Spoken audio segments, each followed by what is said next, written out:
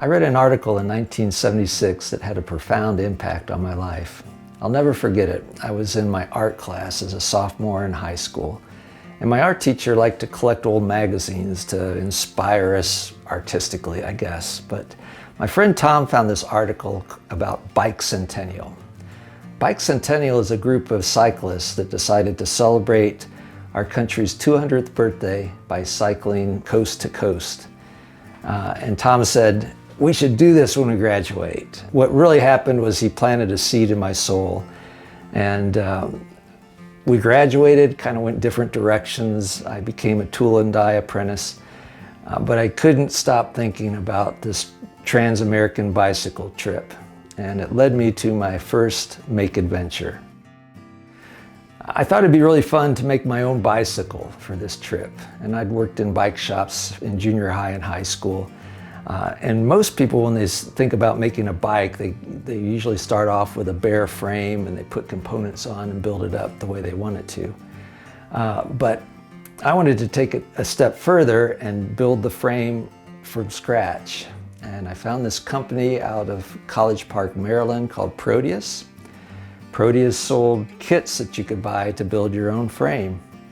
And it was about $80, which was a lot of dough back in 1979, but this is kind of what it looked like. This box, not long skinny box with this tubing, and it had these things called lugs. And the idea was you put this all together and braze it. And it came with this nifty little paperback book that taught you everything you needed to know about frame building. And I got busy. I was excited to make my first bicycle frame. I made the first main triangle of the bicycle, and it was an absolute flop. When I was brazing it, the tubing moved and warped, and it was just useless. I like to say anything worth doing is worth doing poorly first until you learn how to do it well. So I saved a little money and purchased another Proteus kit, and this time I used some fixturing to hold the tubes in place while I brazed them, and it worked. It turned out, and this is the bike right here. This bike has been ridden tens of thousands of miles, coast to coast in the US, Canada, Europe, Australia, New Zealand.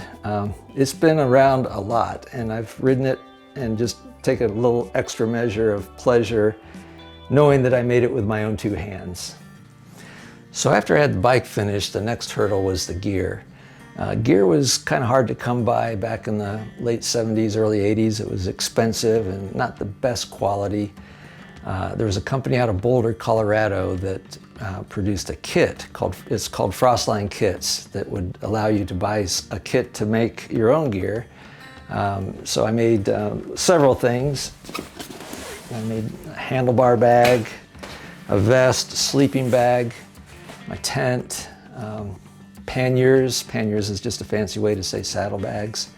And it really appealed to my make adventuring spirit, and I enjoyed making them. So those two pieces were in place. The last piece of the puzzle was a companion. I need somebody to ride with. And I somehow talked my parents into letting me take my kid brother, Jack. He was only 16 years old, and I was 20. The Trans-American Trail starts in historic Yorktown, Virginia, and winds through other historic sites in Kentucky, Illinois, Missouri, Kansas, Colorado, where it diagonals up along the Continental Divide through Wyoming, including the Grand Tetons and Yellowstone National Park. In Montana, it follows the Lewis and Clark and the Oregon Trail through Idaho, and it finally ends in Astoria, Oregon. We picked up the Bikecentinnial Trail at the closest place to our home, which was Berea, Kentucky. And we were green as grass. We wore cutoff shorts, which were probably the most inappropriate cycling short you could imagine.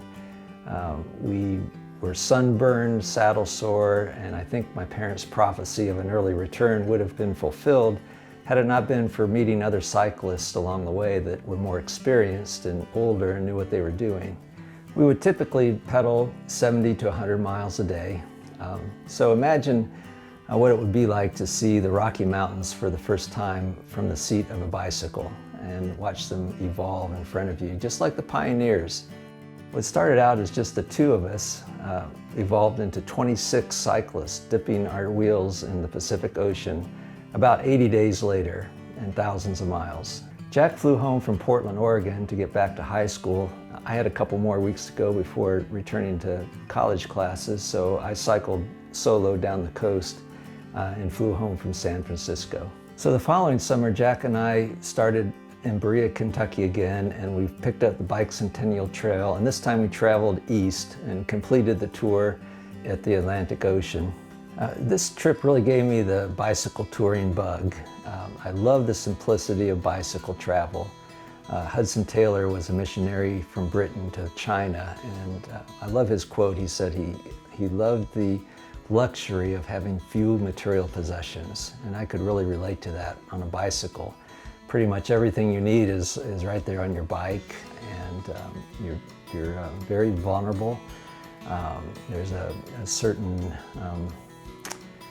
delight in being dependent, if you will, not exactly knowing where your next meal will be and where you're going to sleep that night. That almost everybody can relate to riding a bicycle, the childlike joy. And so, conversations with strangers are easy and ubiquitous. The things that you eat is your fuel, so all your food is, you get this ravenous appetite. You can eat just about anything, and you sleep like a rock at night just because you've been outdoors exercising all day long. So it's a really interesting and enjoyable lifestyle.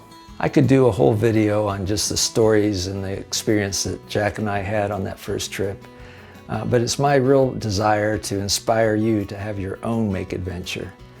And this is a shameless plug, but I run workshops if you want to make your own bicycle frame from scratch. I do long weekend workshops where you can produce your own rideable art and ride it all over the world and make all kinds of your own make adventures. So blessings to you and happy make adventuring.